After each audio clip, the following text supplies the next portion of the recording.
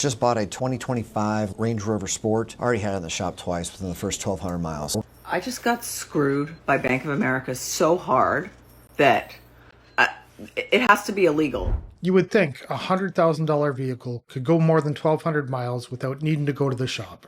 But you'd be wrong. It's already been there twice. We're also going to be looking at a woman who's extremely upset because her credit cards were taken away, along with a few more clips that all point towards the same problem. Bad financial decisions catching up fast. We're gonna give her a quick call. Obviously she's frustrated, looking to get out of it and see what we can do to help her. I did find one. It's a dark charcoal gray, same interior as yours. They owe me a couple favors, so I'm pretty confident that I'm gonna be able to get this car and it's nearby. It does have a couple extra features. It's got the comfort pack, so I'll have a 4-zone climate, driver, passenger, and rear passengers. So that'll be a nice added feature. It's got an upgraded sound system along with a tow package. Do you bike or do you tow anything? I can with my son. We have a trailer and everything, so we could use it. Okay, cool. And then I also got a nice upgrade on the heads-up display. So I don't think you have that on your car now. So you'll be able to have that. I did get in touch with Land Rover. I showed them kind of like what the story was. I gave them the notes and some past histories. They're gonna work with us. Between them and myself, we'll trade you straight across for a brand new one, so that way there's no money exchange. Okay, well, thank you. I appreciate it. Spending $100,000 on a vehicle should at least get you reliability. That didn't happen here. If I spent that much on a vehicle, which I never would, and it was in the shop twice within 1,200 miles, I would be returning it immediately. Instead, she replaced the problem with the exact same thing. They focus on upgrades and features instead of reliability. And that mistake is going to cost her down the road, if it even makes it that far. All right, we got the Yukon and we got the Porsche. Which one do we want to see first? Let's see the Porsche first. Two kind of different cars, you know what I mean? Yeah, but because of these people right here, I'm gonna be able to get it anyway. Either one. Who's these people? What are you talking about? Price direct. They're paying for it? Uh-huh. How? Wrongful terminations lawsuit. Oh, wow. Yes, sir. I'm happy you were unlawfully terminated then. Me too. See? Oh, you wanted to see the Porsche first. Well, we're here anyway, so. Right here. You wanna go look at it. Here we go.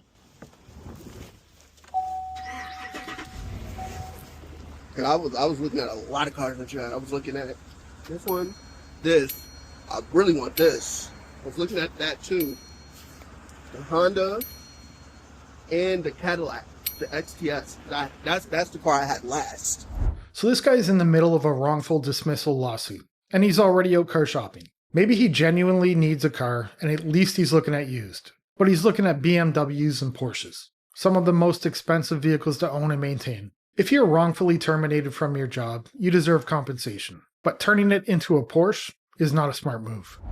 Got it. Well, you tell me. You know, they're all good options. All my cars are serviced, fully serviced.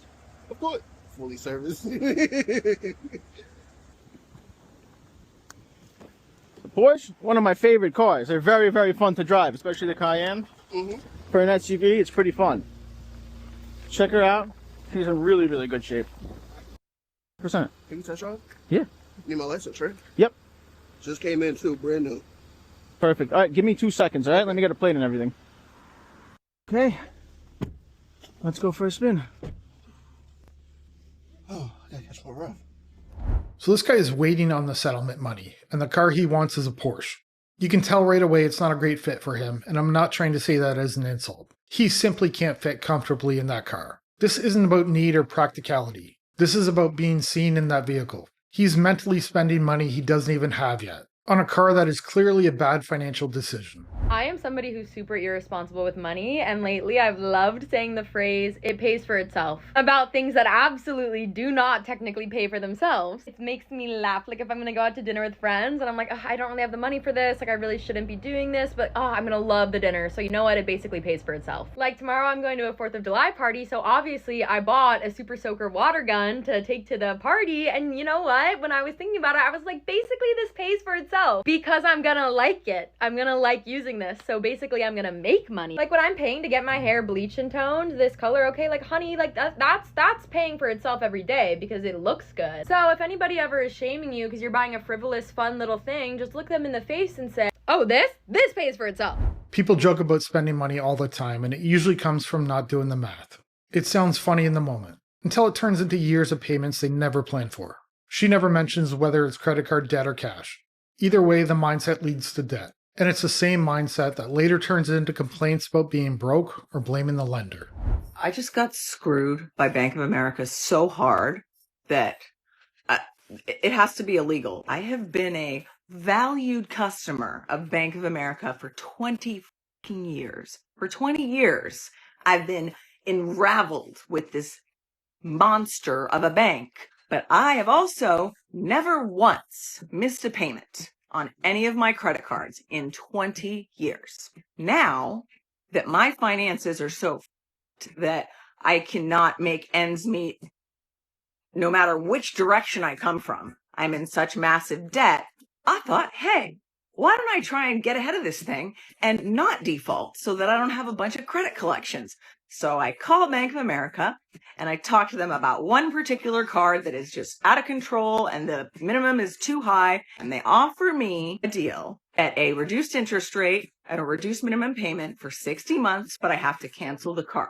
So I'm like, that sucks, but it's okay because I have other cards. A reduced interest rate sounds great, but she's already too deep in debt. At this point, it won't make any meaningful difference. You could give her 0% and it still wouldn't fix her behavior. She even says getting rid of that card is fine because she has others. That tells you she's surviving by charging everything. It's no different than payday loans. And once you're stuck in that cycle, it's very hard to get out. Not only for things to survive, like supplementing rent when I can't make it, electricity, food, but especially for subscriptions that I need in order to do work to make money, like Adobe, Dropbox, internet, phone, etc. All of these things I need. I was denied for any loan anywhere else to consolidate any of this debt. So I decided, let me see if Bank of America will work with me. And I made sure to ask, I said, if I make this deal, is this going to affect my other cards? Because one of my cards that I had since I was 18 has an 11% interest rate, which is unheard of. You can't get that anymore. It's like a lifeline if you need it. So I'm like, at the very least, I don't want to lose that card because that one's in good standing. I'm paying the payments. And the guy said, no, don't worry about it. Those cards will be fine. So I took the deal. But what did I just find out today when trying to buy groceries? She is using her credit to pay her rent sometimes. You know you're in trouble when you're paying interest on rent. Unexpected expenses happen and sometimes credit gets used. But living off it isn't a plan. If you can't buy food without a credit card, you're already in serious trouble. And the card isn't helping, it's making it worse. With not so much as a message in the app, a phone call, an email warning, they canceled every single fucking credit card that I have with them. Obviously, I lost my shit and called. I finally got to a person. She tells me that Bank of America is just like allowed to look at your cards and your finances and see what other cards you owe and then just decide to close them. How is it legal to just go and cancel all my shit without warning? And I get to find out by declining one card after another when trying to buy food? Got the IRS scooping money out of my checking without notice. I've got Bank of America canceling my shit without notice. Where do they expect this to put me? What's the end game? The one thing that you had over my head, that high limit, low interest credit card that I've had since I was 18 years old, that I didn't want to lose because of a safety net, is gone. You took it away. If you call a creditor and tell them you're broke, losing access to credit shouldn't come as a surprise. Long term, it might be the best thing that could happen. She's going to be forced to deal with cash now. No more spending money she doesn't have. She'll have to start saving for emergencies instead of charging them. And at very least, she won't be paying interest just to survive. For 80 hours a week, I am essentially working for free. I dumped $1,300 a month into a personal loan that essentially bankrupted me. I continue to do this because I was blessed at the time to have my brother become a co-signer. So by abandoning the personal loan, I would essentially be defaulting it to him, and I will not do that to him. However, for the month, that leaves me $1,300 a month to live on. So many of my personal needs and medical needs have gone to the wayside because of this loan. Hindsight is a rude friend. Every step along the way, I thought I was making the right decision to save my future, save my credit, and turns out all I did was dig myself deeper. I think she meant 80 hours a month, but that's half her income going towards one personal loan. She can't miss a payment because her brother is on the hook. This is what happens when you take the easy option. It only feels easy at the start. After that first payment, reality sets in. Then you're locked into payments you can't afford for months or years. What that money was for doesn't even matter anymore. The regret is obvious, and now she's stuck with it. How do we get rid of vehicles when we are so upside down on them? Because that's our biggest hurdle right now. We'll start off with the most expensive. It would be my wife's Jeep. We owe $47,000 on a good day. High Kelly Blue Book value is $35,000. And then my car, it's a Civic. We owe $21,000 on a good day. It would be $18,000 that we could get. And then we have a motorcycle as well. And motorcycles are weird. It's hard to find a direct value with those. But we owe $10,000 on that. Would be lucky. I'd like to think I could get $8,000 out of it. Is that all of your debt? You guys have other types? We have a lot of other debt, and that's where we're trying to get on top of.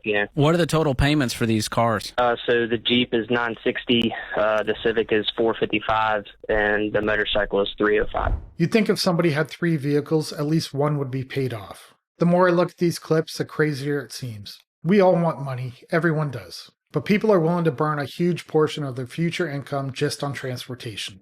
And a lot of them are going to regret it very shortly after, because that money is far better off invested, or sitting safely in their bank account. What's your household income? About $67 a month after taxes. Okay, are you guys doing any investing right now? No. And you got over $1,700 in payments on these vehicles? Yes, unfortunately. What's your rent or mortgage? Our mortgage is $468 a month. $468? Do you live in a trailer? I do, yes. Goodness gracious, man. Your Jeep is nicer than your house. It is. Like I said, we've made really poor financial decisions, and we're just trying our best to get out of it at this point. Okay, what other debt do you have? What's the total balance? $209,000. That's just consumer debt? Well, yeah, so that includes the vehicles, the house, and then credit cards would be $41,000. It's interesting that they're spending more than double on a Jeep than their mortgage. I've seen this type of thing happen before. I've driven past trailer parks and seen the vehicles parked outside. A lot of them are expensive, and people mention this in the comments all the time. Of course, we don't know everyone's full financial situation, but prioritizing a car over your home doesn't make any sense. Okay. Y'all are just living like you're in Beverly Hills, not West Virginia in the hills. That's for sure. What made you guys want to turn this thing around? We've made super poor financial decisions, but I had a vehicle years ago get repossessed, and that repossession come back up on my security clearance. And with the security clearance concern, obviously that was like a slap in the face, like, okay, we need to get our life together here. You're 17 grand underwater, so that's your magic number of how much money you need to come up with to get out of these payments. So either you need to save up that amount, or you need to get a loan from your local credit union to cover that amount. I don't know that they're going to give it to you. My guess is your credit's shot. It is, and we've tried to do that, and they won't work with us. The majority of people are living like this. Car loans, credit card debt, constant financial stress. Not because they have to, but because of repeated bad decisions. This isn't complicated. A basic budget and discipline prevents most of this. Living below your income solves the problem. It really is that simple. If you want to see more, you know what to do. I'll see you in the next one. Bye.